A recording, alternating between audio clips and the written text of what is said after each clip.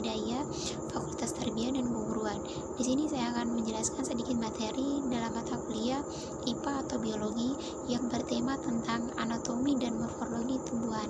Silakan menyimak materi atau pelajaran yang akan saya bawakan pada saat ini. Yang anatomi tumbuhan atau fitotomi merupakan analogi dari anatomi manusia atau hewan.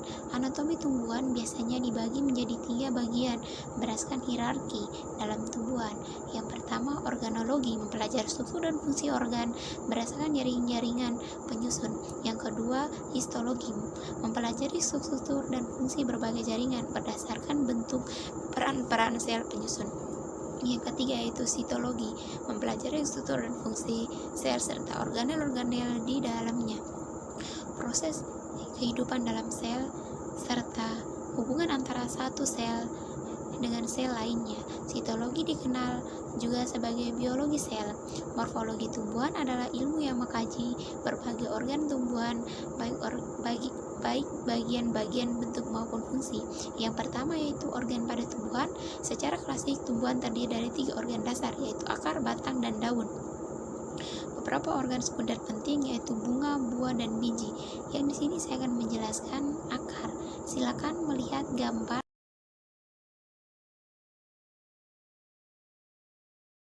Kita sudah melihat bagaimana bentuk pola akar. Di sini saya akan menjelaskan akar adalah bagian pokok di samping batang dan daun. Bagi tumbuhan yang tumbuh telah merupakan kormus. Struktur anatomi dari akar terdiri dari epidermis atau kulit luar dan korteks dan endodesmi, silinder pusat atau stele. Sifat-sifat akar yang pertama, merupakan bagian tumbuhan yang biasanya terdiri di dalam tanah dengan arah tumbuh ke pusat bumi atau geotrop atau menuju ke air atau heterotrop, meninggalkan udara dan cahaya. Yang kedua, tidak berbuku-buku, jadi juga tidak beruas dan tidak mendukung daun atau sisik-sisik maupun bagian-bagian lainnya. Yang ketiga, warna tidak hijau, biasanya keputih-putihan atau kekuning-kuningan. Yang keempat, tumbuh terus pada ujungnya, tetapi umumnya pertumbuhannya masih kalat pesat jika dibandingkan dengan bagian permukaan tanah. Yang kelima, bentuk ujungnya seringkali meruncing sehingga lebih mudah menembus tanah. Secara umum ada 2 jenis akar, yaitu akar serabut. Akar ini merupakan terdapat pada tumbuhan monokotil, walaupun terkadang tumbuhan dikotil juga memilikinya. Dengan catatan, tumbuhan dikotil tersebut dikembangbiakan dengan cara cangkok atau stek. Fungsi utama akar serabut adalah untuk memperkokoh berdirinya tumbuhan. Yang kedua, akar tunggang. Akar ini merupakan umum terdapat pada tumbuhan dikotil. Fungsi utamanya adalah untuk menyimpan makanan. Yang kedua yaitu tentang batang. Di sini silakan menyimak bagaimana gambar batang yang akan saya tampilkan pada saat ini.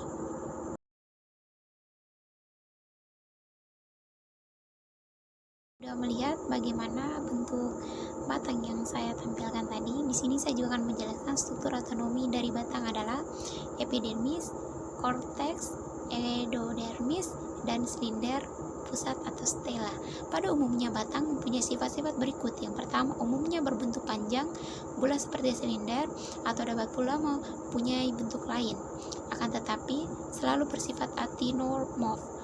Yang kedua, terdiri dari ruas-ruas yang masing-masing dibatasi oleh buku-buku, dan pada buku-buku inilah yang terdapat daun. Yang ketiga, biasanya tumbuh ke atas menuju cahaya atau matahari bersifat fototrop atau hielotrop. Yang keempat, selalu bertambah panjang di ujungnya. Oleh sebab itu sering dikatakan bahwa batang mempunyai tumbuhan yang tidak terbatas. Yang kelima, mengadakan percabangan, dan selama kehidupan bertumbuh tidak digugurkan kecuali kadang-kadang cabang atau ranting yang kecil. Yang keenam, umumnya tidak berwarna hijau kecuali tumbuhan yang umumnya pendek, misalnya rumput, dan waktu batang masih muda. Yang ketiga, selanjutnya saya akan menjelaskan tentang daun. Silakan melihat bagaimana pola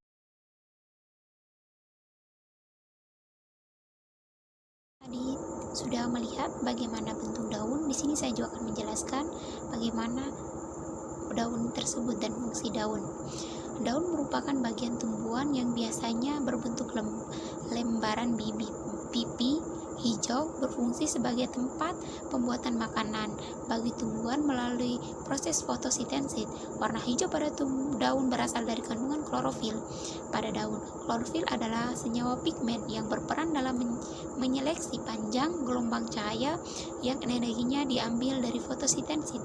Sebenarnya, daun juga karoten berwarna jingga memiliki pigmen lainnya, misalnya xanthofil berwarna kuning, antosiani berwarna hijau, merah, ungu, tergantung derajat keasamannya. Fungsi daun: tempat terjadinya fotosintesis sebagai organ pernapasan, tempat terjadinya transpirasi, tempat terjadinya gutasi, alat perkembangbiakan vegetatif. Anatomi daun: epidermis terbagi atas epidermis atas dan epidermis bawah. Epidermis berfungsi melindungi jaringan di bawahnya.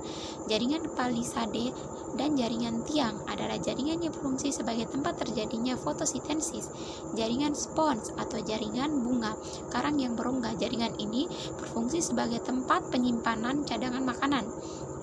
Berkas pembuluh angkut yang terdiri dari xilem atau pembuluh kayu dan flum atau pembuluh tipis. Xilem berfungsi untuk mengangkut air dan garam-garaman yang diserap akar dari dalam tanah ke daun. Sedangkan flum berfungsi mengangkut hasil fotosintesis ke seluruh tumbuhan. Jarak stomata berfungsi sebagai organ respirasi. Yang keempat, saya akan menjelaskan tentang bunga. Di sini silakan teman-teman melihat bagaimana bentuk bunga tersebut.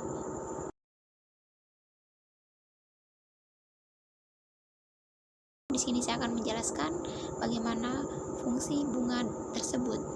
Bunga merupakan alat reproduksi pada angiosperma.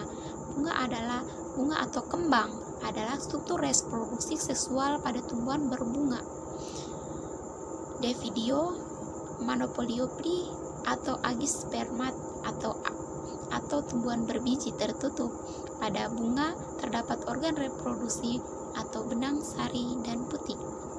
Fungsi bunga: fungsi biologi, bunga adalah berbagai wadah penyantunnya game jantan atau mikrospora dan betina atau makrospora.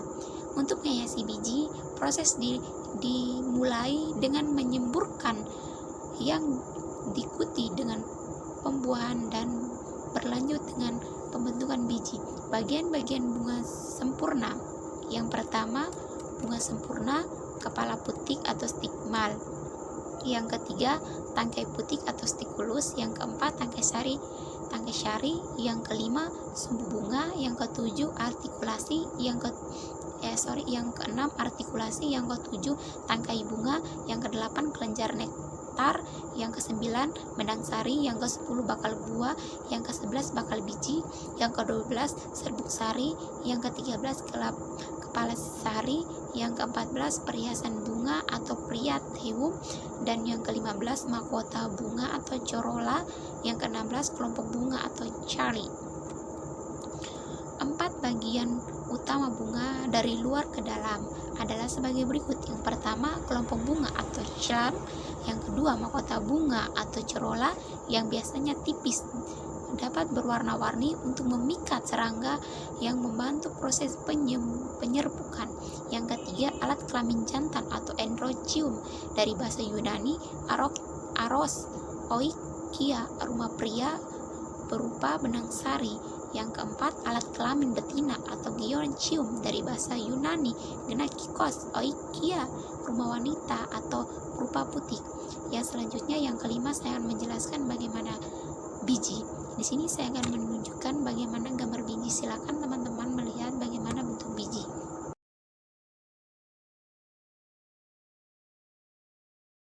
Ini sudah jelas bagaimana bentuk biji. Di sini saya akan menjelaskan biji adalah Latin semen, adalah bakal biji ovulum dari tumbuhan berbunga. Tumbuhan berbunga yang telah masak. Biji dapat berlindung oleh organ lain. Buah pada Angiospermae atau Magnipoli atau tidak pada Goimospermae.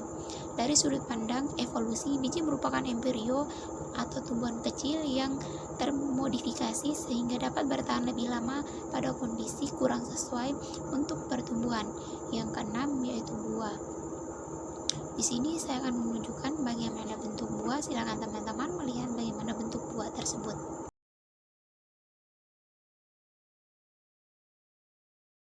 Teman-teman sudah melihat bagaimana bentuk buah yang sudah saya paparkan tadi. Di sini saya juga akan menjelaskan buah merupakan organ pada tumbuhan berbunga yang merupakan modifikasi lanjutan bakal buah atau ovarium. Buah biasanya membungkus dan melindungi biji. Buah pada tumbuhan umumnya dibedakan dalam dua golongan, yaitu yang pertama buah semu atau buah tertutup, yaitu jika buah itu berbentuk dari bakal buah berserta bagian lainnya pada bunga itu yang malahan menjadi bagian utama buah ini, sedangkan buah yang sesungguhnya kadang-kadang tersembunyi. Yang kedua yaitu buah sesungguhnya atau buah telanjang yang melulu terjadi dari bakal buah, dan jika ada bagian bunga lainnya yang masih tanggal, bagian ini tidak merupakan bagian buah yang berarti. Yang ketujuh yaitu umbi. Umbi merupakan suatu organ dari tumbuhan yang merupakan modifikasi dari organ lain dan berfungsi sebagai penyimpan zat tertentu atau umumnya karbohidrat sebagai candang energi makanan bagi tumbuhan. Organ yang dimodifikasikan biasanya daun, batang daun, akar. Bentuk modifikasi ini biasanya adalah pembesaran ukuran dengan perubahan autonomi yang sangat jelas terlihat. Macam-macam umbi. Umbi merupakan istilah generik atau umum. Secara biologi, umbi dibedakan berdasarkan organ dasar yang dimodifikasi. Yang pertama yaitu umbi lapis atau latin atau bulbus, merupakan umbi yang terbentuk dari tumpukan atau pangkal daun yang tersusun rapat, biasanya dihasilkan oleh familia Aliaceae atau Amaryllidaceae atau Liaceae. Yang kedua, umbi batang atau latin atau tuber, merupakan umbi yang terbentuk dari modifikasi batang, biasanya dihasilkan oleh beberapa spesies Solanaceae atau Asteraceae. Dari umbi batang, organ dapat melakukan kebanyakan pertumbuhan. Yang ketiga, umbi akar, merupakan umbi yang dibentuk dari modifikasi akar. Ketela pohon adalah salah satu penghasil umbi bakar. Umbi akar tidak biasanya dijadikan bahan perbanyakan. Jaringan pada tumbuhan. Macam-macam jaringan tumbuhan berdasarkan sifat jaringan tumbuhan dibedakan menjadi dua, yaitu jaringan meristem. Yang pertama meristem primer dan meristem sekunder. Yang kedua jaringan dewasa. Jaringan epidermis terdapat di permukaan organ tumbuhan. Jaringan Preskenkeep umumnya sel-sel besar kayak akang ruang antar sel disebut sebagai jaringan dasar pada daun. Ada dua macam, yaitu Preskenkeep palisade, Preskenkeep bunga karang, dan spon. Jaringan penyongkok atau mengkokok berdiri tumbuh-tumbuhan, di antaranya jaringan Kohlenkrem dan Schlenkrem, dan jaringan pengangkut terdiri atas phloem dan xilem. Mungkin itu saja materi yang bisa saya paparkan pada kesempatan ini. Kurang dan lebihnya saya minta maaf. Sesungguhnya kebenaran itu hanya datang kepada Allah dan kesalahan mutlak dari saya sendiri. Akhirul kalam, wabillahi taufiq wal hidayah. Wassalamualaikum warahmatullahi wabarakatuh.